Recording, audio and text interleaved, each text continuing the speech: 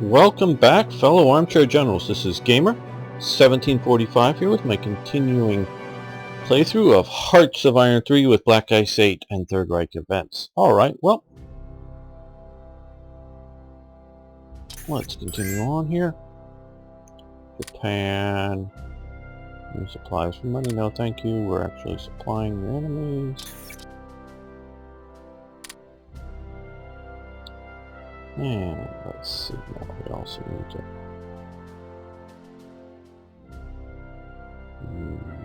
We're going to take a lot of convoy losses in the Mediterranean, so...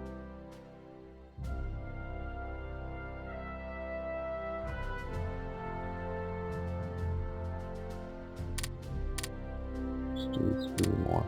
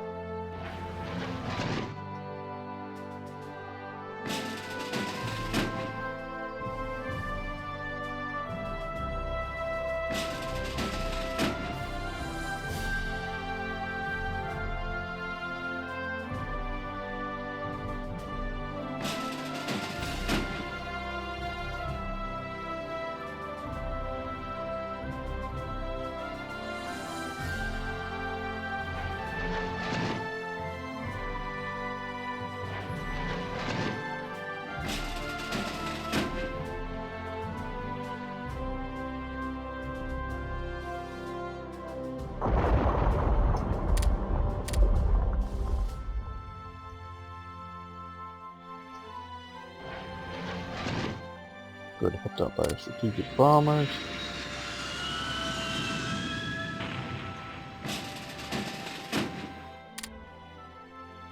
We're hurting them some. Maybe not enough, but we're hurting them some. Okay.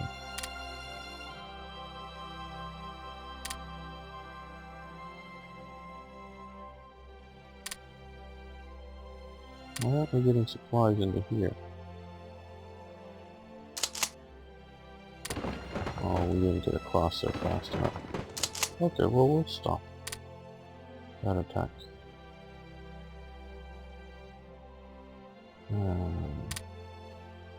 We need to... okay, well, I guess we're gonna have to... this is just...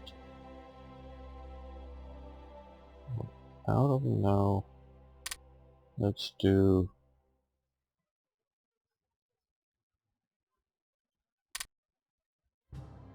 oh, create a supply. We'll scrap a float of Narvik.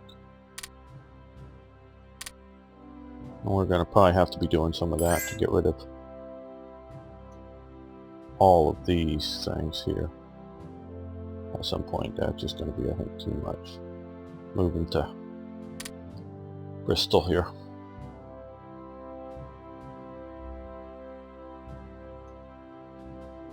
Or Liverpool or some other port.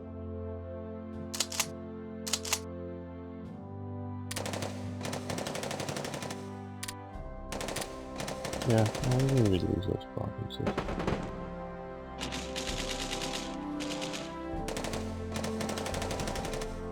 What I'm hoping is this sub out here will catch some of the convoys trying to supply up through here.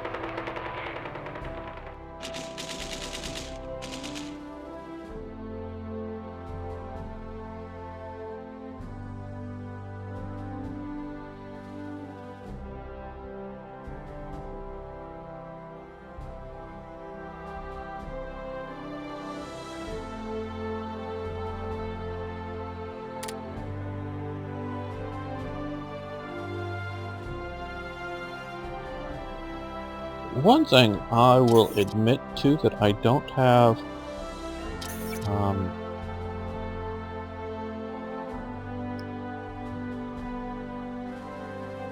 any real experience here.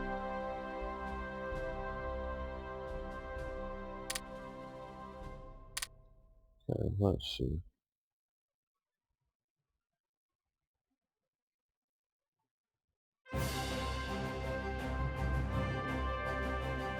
Yeah.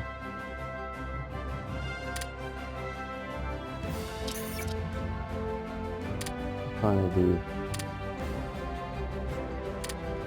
I know we don't have any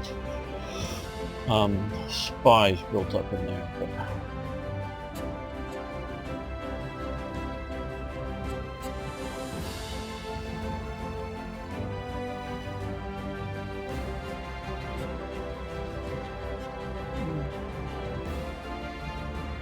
there's one again.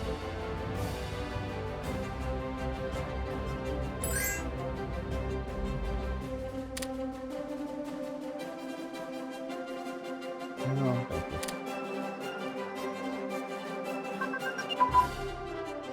Period deck armor optimization. Okay, good. We got that. That will help our carriers operate better. Do defense and whatnot.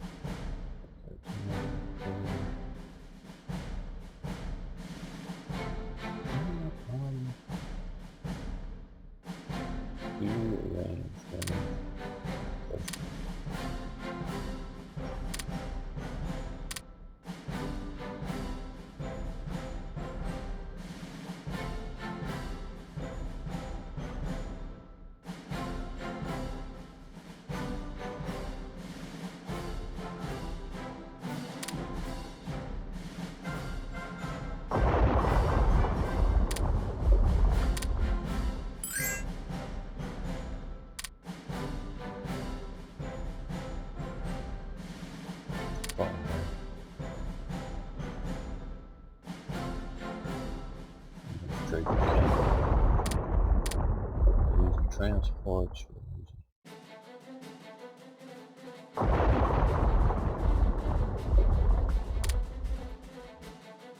Escorts. Still haven't even taken all France to do something 38. Okay, desert warfare equipment. Good. I've been interested in coming off. Machine gun focus. Advance, so I'll try to fight better.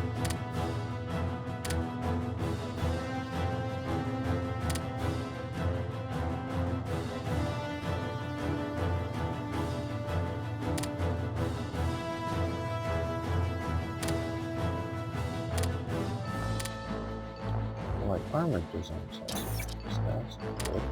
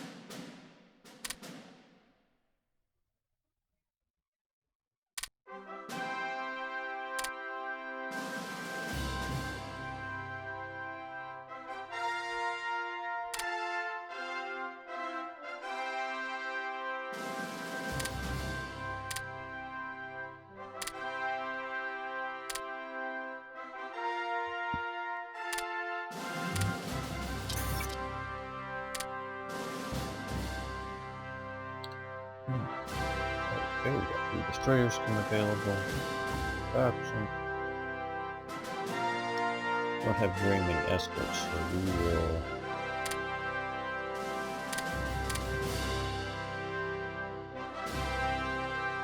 that. Okay. 3 more.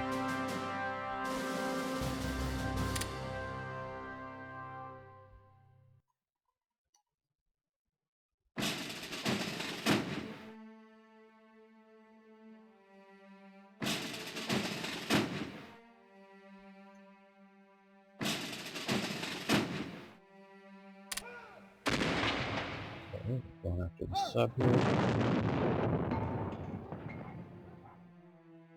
Good. few out here, but very little or no.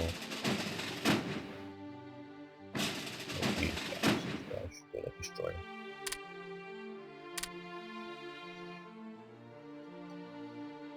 These guys should break.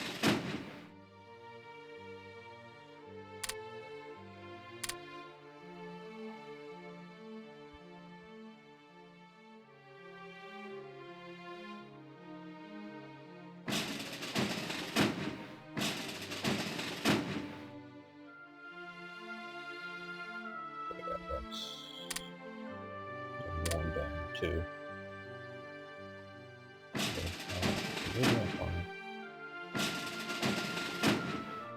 That should get a better escort. A little reorganization there.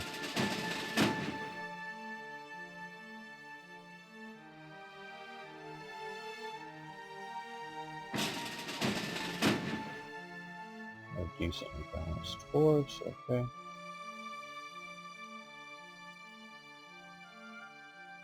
These guys.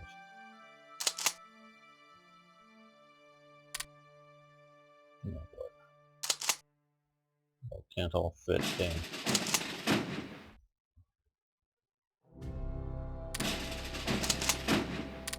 Everybody can fit, we can do this balance.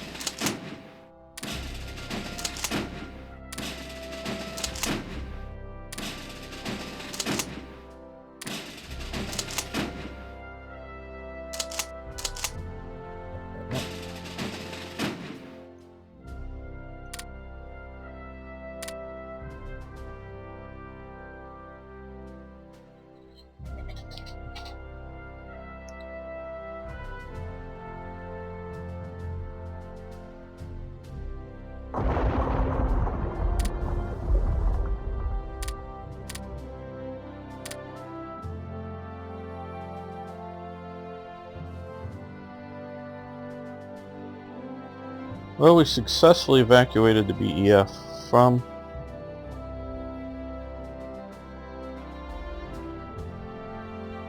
France. Maybe too early, I could admit to that, but this northern part of it had to get out before particularly these ports become unsecured. And this sort of southern, or this larger group here, I was just worried that wherever I was holding, France wasn't going to hold and they were going to get surrounded and cut off. I guess that's what I was worried about. Justifiably or not, I don't know, but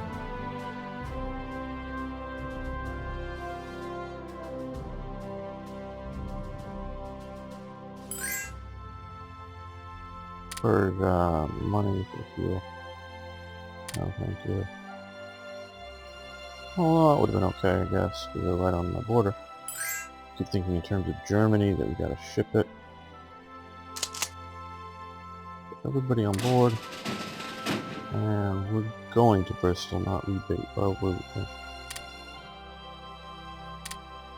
rebase Bristol. We don't need to send them back.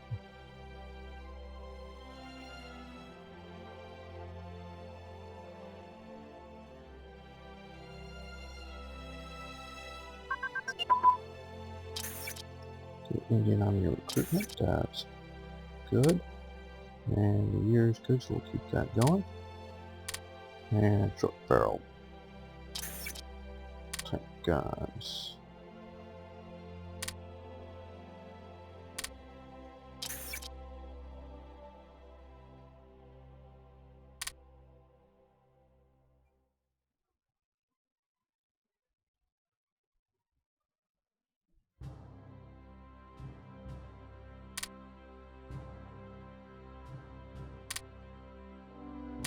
And Indian units, hopefully get some good ones.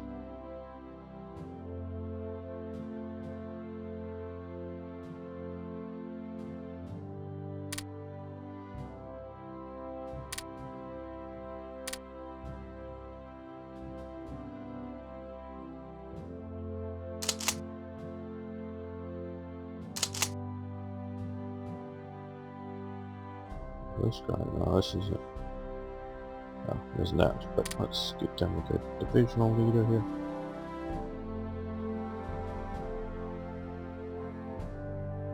That'll be alright, I guess. There's this.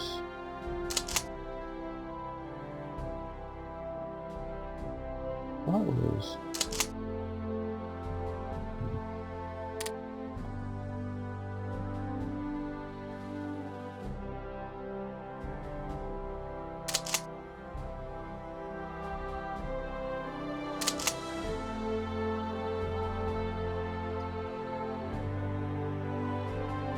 Do we really get that good of a unit from the...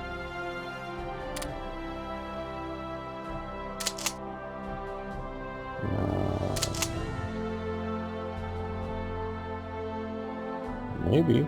Yes, well.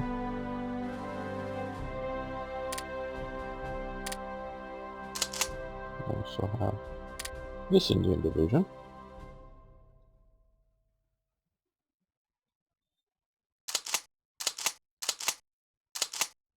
So they're there, so we're going to send these guys to here.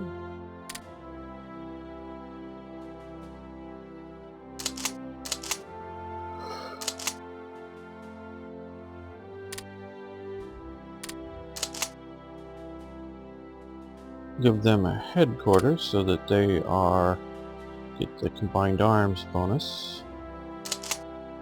And the garrison unit in this one as well. It's not maybe as good a use of a limited number of extra headquarters, but that gets them a little better. Sort of like this fast moving, relatively speaking, light armor unit there. Also combined one of the smaller these type units with the original Queen's African rifles, so we gave them a headquarters unit as well, so that now that they're with their artillery, they're a decent fighting unit against, at least against non-armored unit Italian types here. You know, not that they're going to be overwhelming German panzer divisions or anything like that.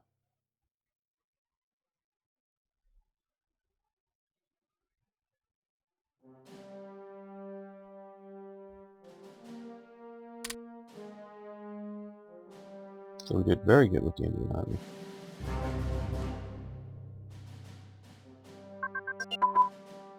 Okay, divisional headquarters says advance, so that's good. I'm gonna let that go. That will reduce time in between attacks.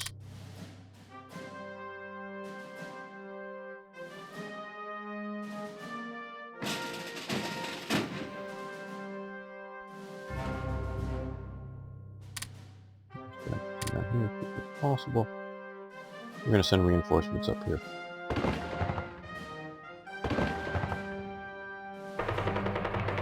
Romania is mobilizing.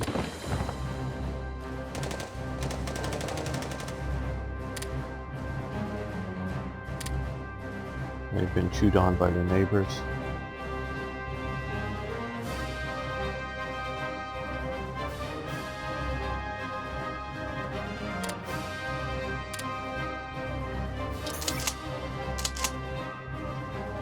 Keep on the offensive. No, one of their divisions is still in good shape.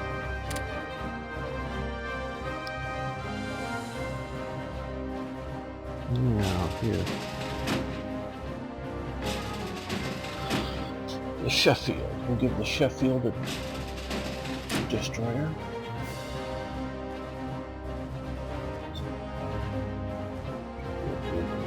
Call it. Go.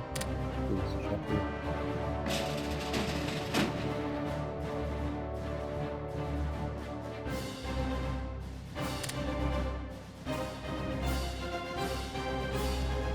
What is that star movement there?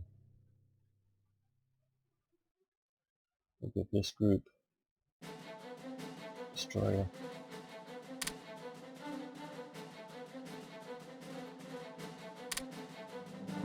so that they can better deal with things like subs. Cruisers, light cruisers particularly, should have decent sub attack. 11. And I'll be quite honest with you guys, I don't do as much as maybe I should. Sub attack 11.82.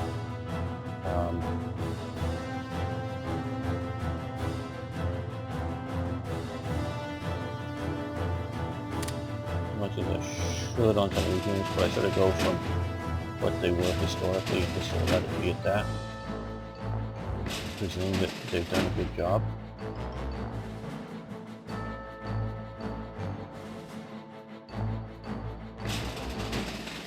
Let's... It is pretty good, so... Let's give them that light carrier destroyers. Now let's give them this light cruiser as well. A little bit of surface capability.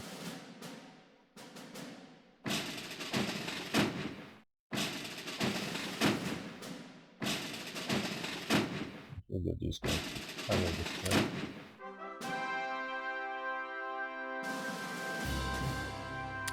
Well, so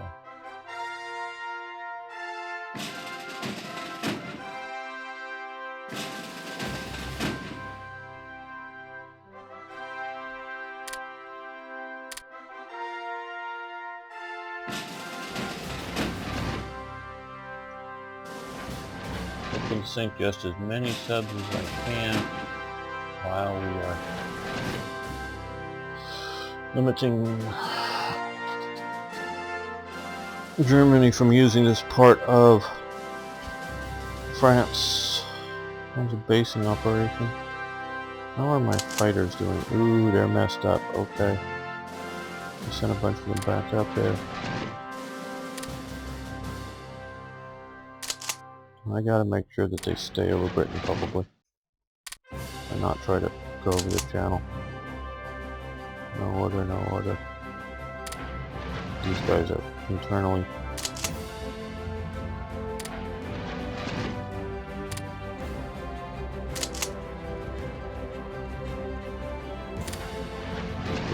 Destroyed.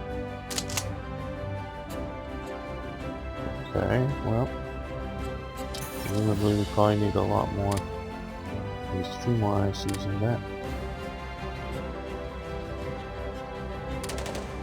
But yeah, now you're counterattacking because you think we failed because we exhausted ourselves. No. So we're going to retreat back here. Allow them to get across this river. I know if they get across the river and you know this is Arctic, we might have a better chance at destroying them. I'm trying to do a river crossing into them.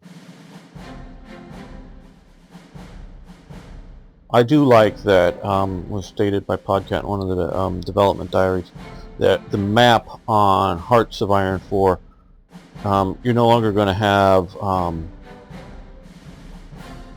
I don't know, let's find out, something like, some of these are pretty good, I'm just seeing, but, like here, where's the river penalties? You know, just looking at the map, I could go in and look, if I'm here, and move up to Le Havre, are there any river crossing penalties? Are there any river crossing penalties coming in this way? You know, are there both? Or if I'm coming from here, are there river crossing? Because hey, I could be holding in this northern part. And that on the province's borders is where the rivers should be. And I also like that there's 2 width of rivers. So that some that are you know, wider or harder to cross, or whatever you want to call it, than others is a good thing. Okay, at least we're on a positive balance of convoys.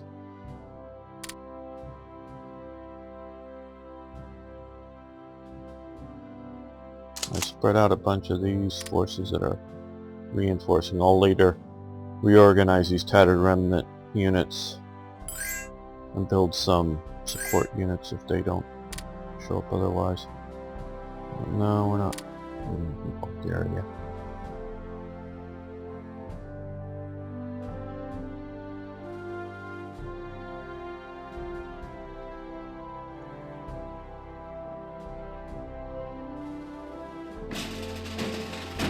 Okay. Well.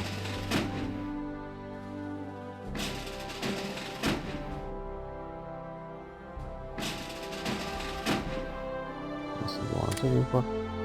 It's attached to a naval command. Everything's okay, that's good. And then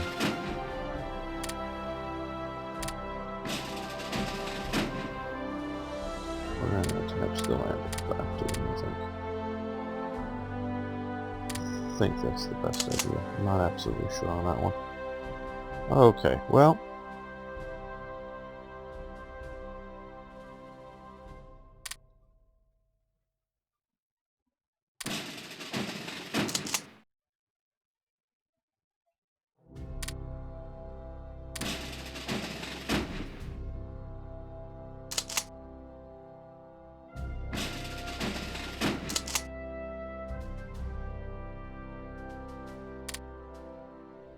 What do I have to plot? Okay. Oh, oh, no. Unload. I want to put you on. If we fit there.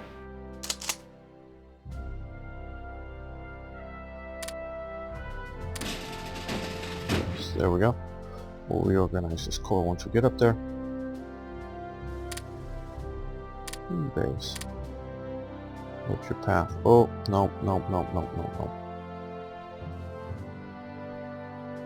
no. Okay, we're going to move order that way. Just so you could get onto that pass. Coastal battleships and all should be able to take on things far out to sea. What's out here now? Sweden. Money for fuel. Okay, we can do that.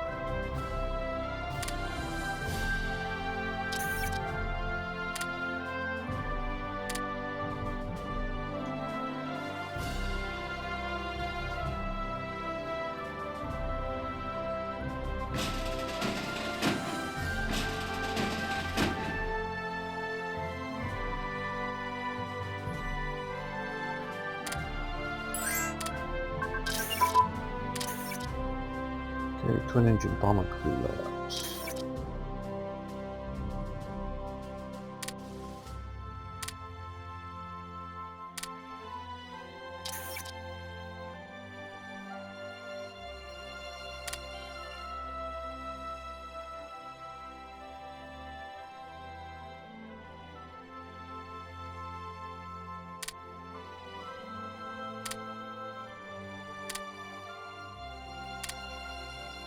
Alright, no industrial zone, that's good.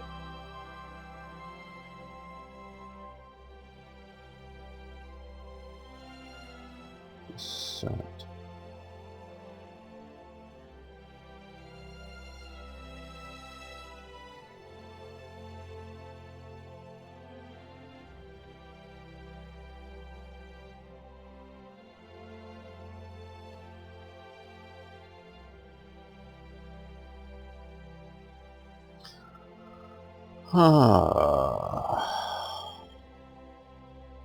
Okay, we'll do that.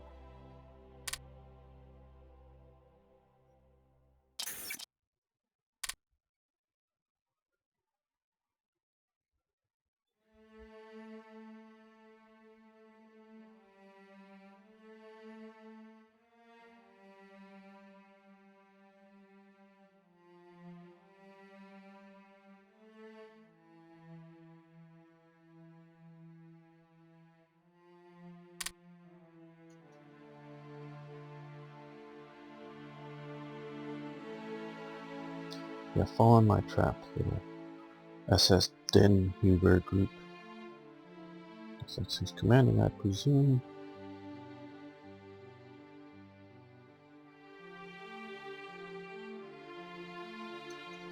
Okay, and okay, these guys are almost there. And how quickly are they? Now they're coming, but they're going to be forever. So,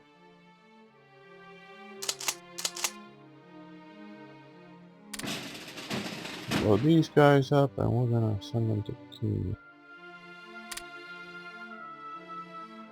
Transport's alright.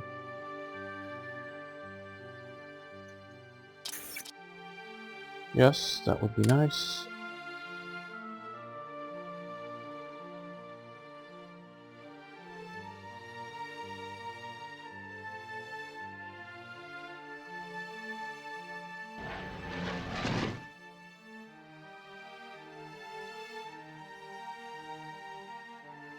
Well, France itself is holding out longer than I thought. Now, are they getting ready for a naval invasion here? Or are they just defending their port from my attack?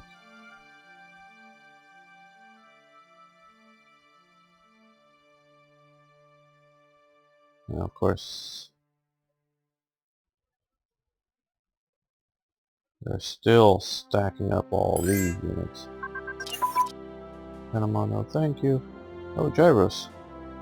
Sight, that's very good.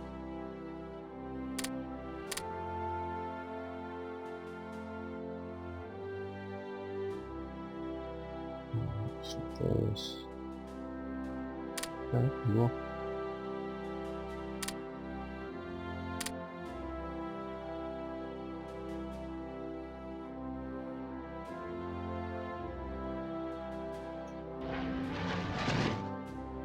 No order.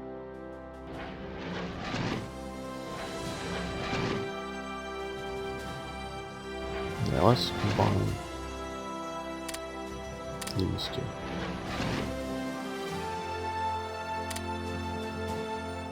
That way they'll have some escorts. And we'll fly again.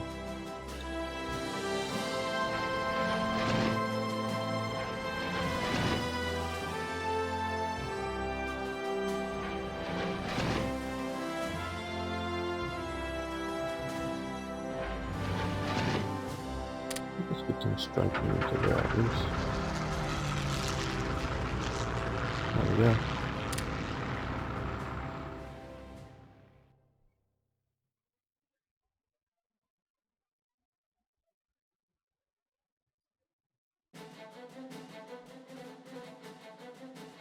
Well, that's fighters over there.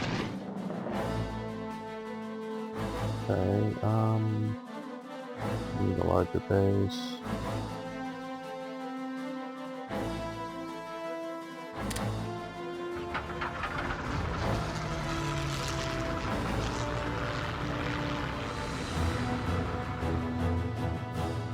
Look at the airness up there.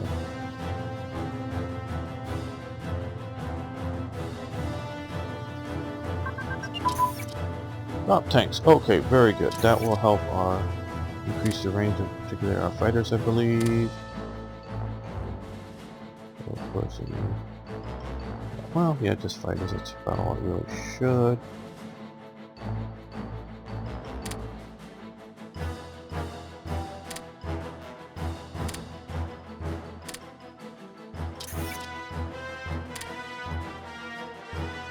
Okay, now.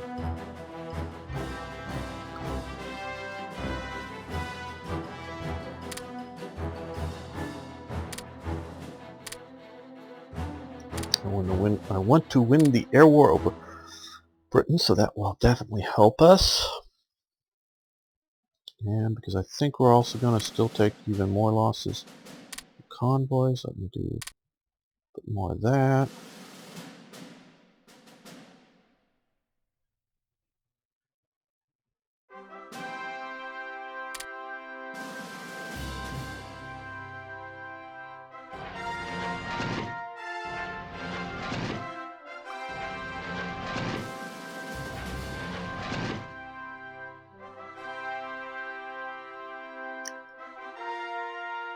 We already have a bunch of... No.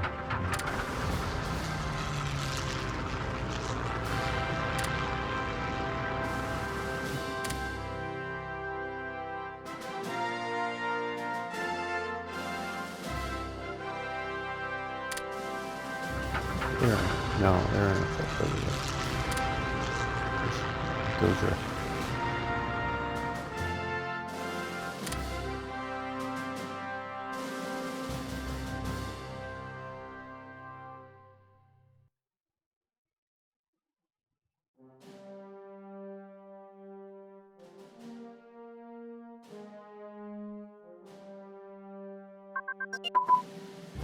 Okay, radar for destroyers. That's very good.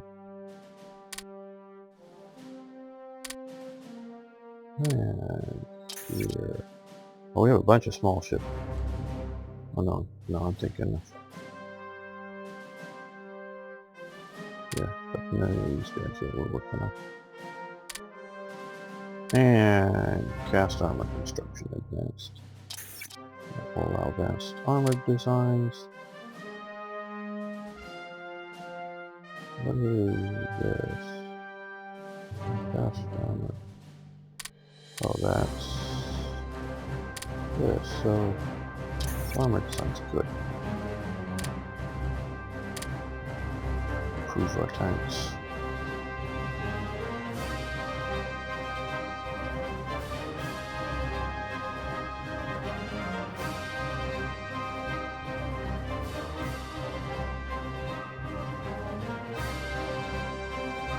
These guys up here. And we're gonna go base into here. Hopefully that's well enough protected for the invasion fleet from their attack. In the sense of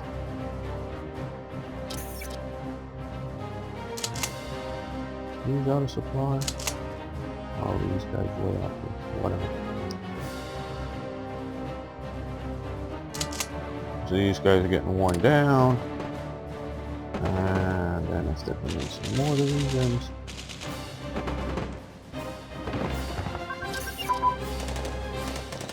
Okay, single engine airframe advanced. That's very good.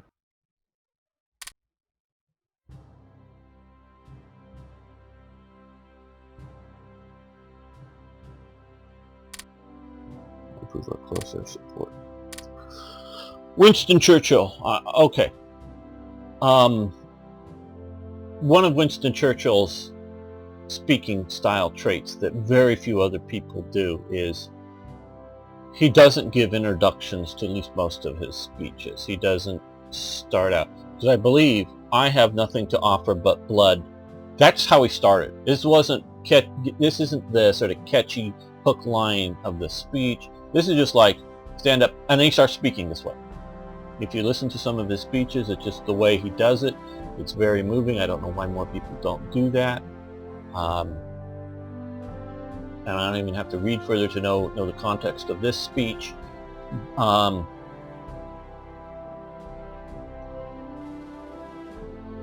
Winston Churchill, once basically the war broke out, he had been, we talked about earlier in this series, complaining that, they're not arming up Germany, or arming up Britain enough because of Germany's rearmament, blah, blah, blah, blah, blah, blah, blah. Everyone's calling him a warmonger. And then, oh, hey, he's right, we're going to have a war. So Chamberlain put him in charge of the Admiralty, which he had held that post before. Now, I noticed, I think he doesn't have very good stats, because he's supposed to be, I guess, an Admiralty leader here. Let's put, Frank.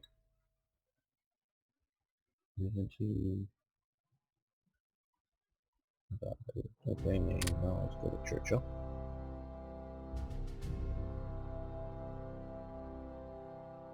You think he's been assigned somewhere? Or is he still in the desert? Or still out there? Yeah.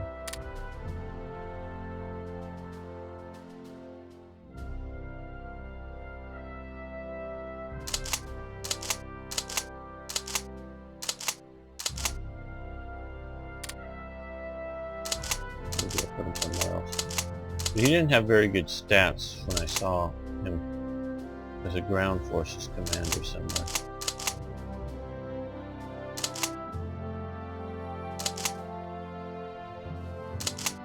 But you got to remember, Churchill, although in charge of the Admiralty,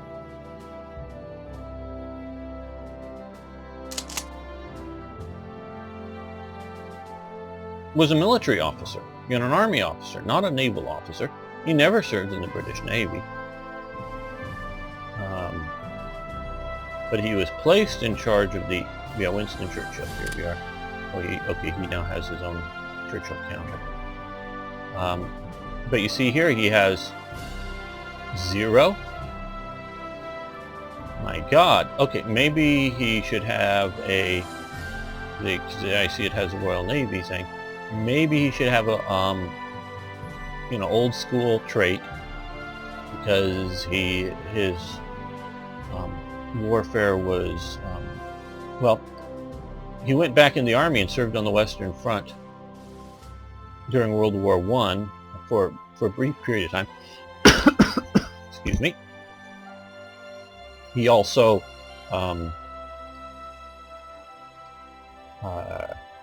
served in the Sudan War, the Omdurman, the Khartoum campaign. Yeah, that's easier to say. With the Battle of Omdurman here. Where is it? Khartoum, but across the river, whatever. But battle, and he served around there. He served in India, so he should have, I would say, at least a 2-level general, at least, because he was a military officer, and as a grand commander, he was light years ahead of Hitler.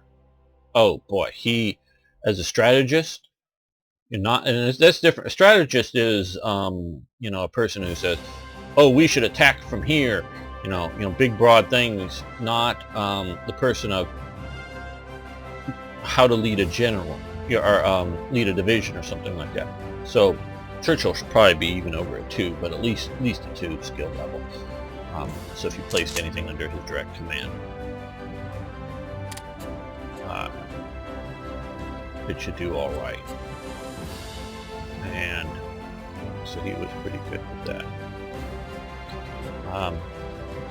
But so he was placed in charge of the Admiralty, and then when basically this mess started,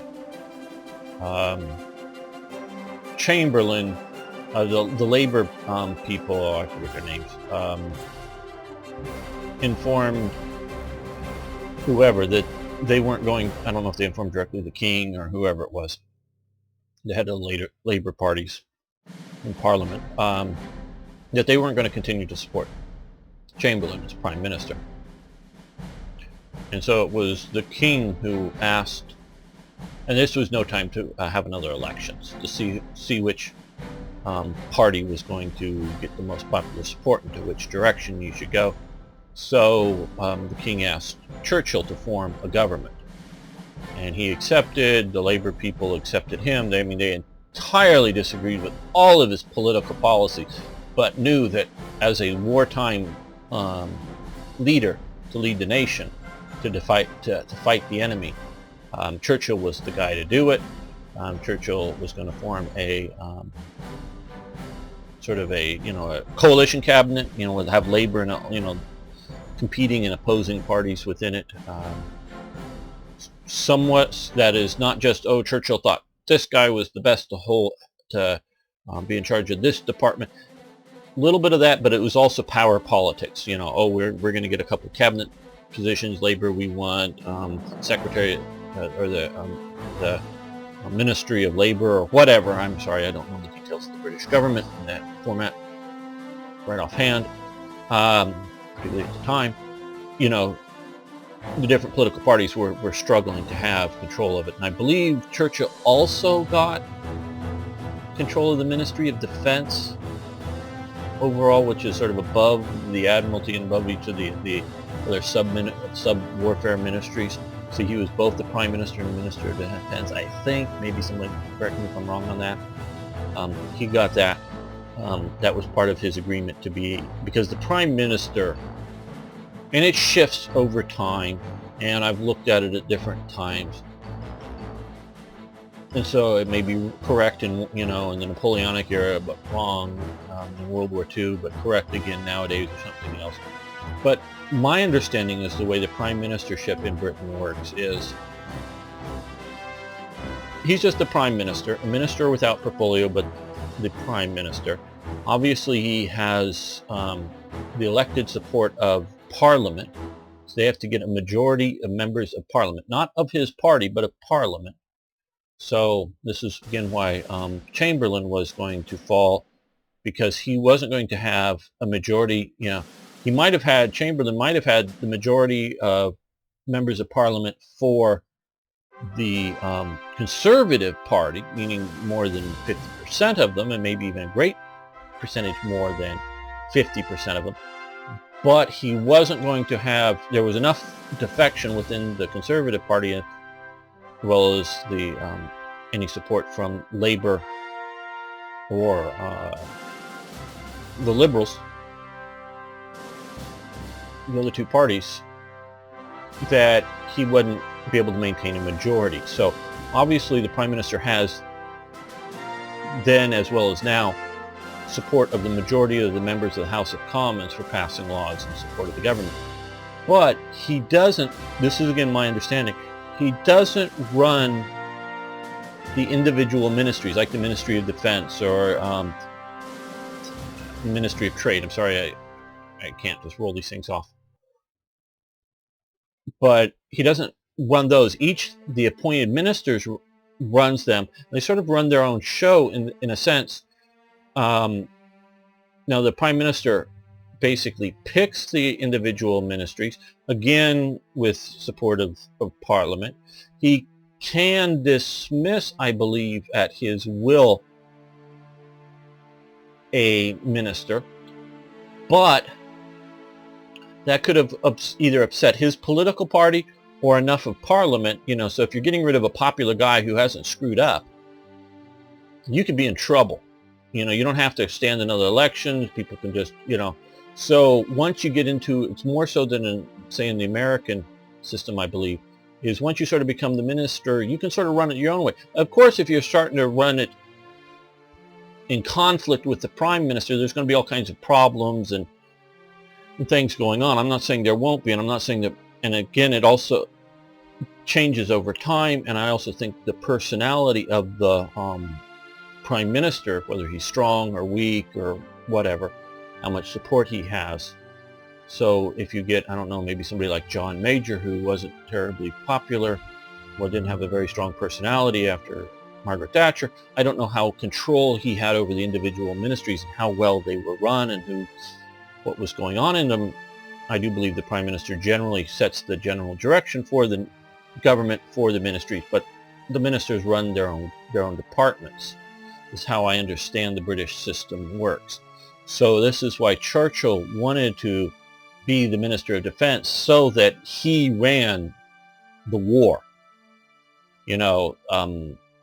The various ministries that were running, shall we say, food production and labor, labor usage for armaments ministry, what is this, the Ministry of the Treasury or whatever, the various departments those were other people, and I'm sure they consulted with Churchill. I don't think that this was a free-for-all situation here, and they were understanding what was going on. But Churchill didn't want to sort of make an overall policy prescription of either who is going to command what, the Middle Eastern theater, or who is going to command the Western Front of the Desert War, because at times it was, but like Wavell here at this point, and then Alexander was at another point in charge of the overall Middle East, but then they were changing out the army or army group commanders, as in Montgomery, some of these other guys that were fighting at the, actually controlling the battle at the front, and not just controlling this part of the war, not all of this war kind of thing. And so Churchill was responsible for swapping out some of these generals at the time because he was the Minister of Defense, as I understand it. So he was having that direct sort of command and control links, where if he had not been the Minister of Defense, he would have given a direction, and then whether the Minister of Defense, well, I still have confidence in this general, or whatever it was. Now, Churchill demanded the dual sort of posting because he needed the power to fight the war. And get back to this. This is the beginning of the speech after he was invited by the king to form the government. The heads of enough of the political parties agreed to this, but he needed to still, my understanding again how it would work, is he needed to get a vote of confidence or a yes vote or whatever of some sort like that in Parliament, majority members of the Parliament would say, yes, you're the Prime Minister. And this was his speech that he got up and gave at the time, or part of it was, I have nothing to offer but blood, toil, tears, and sweat.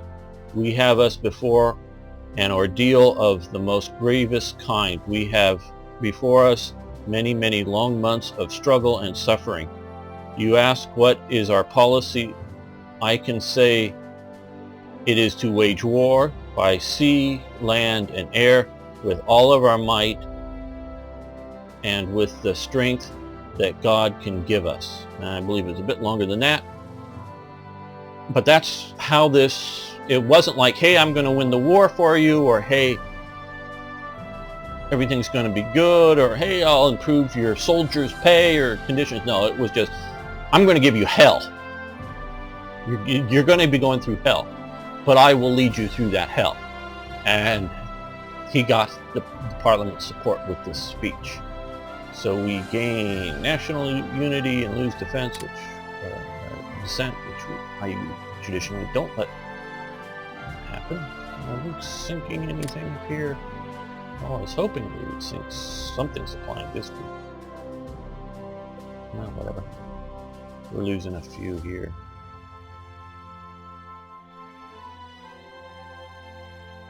The French, yes. It's close to submarine, maybe after.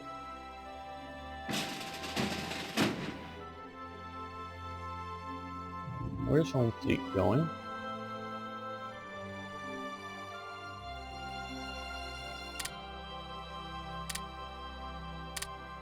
Probably shadowing somebody or something, but I don't really care.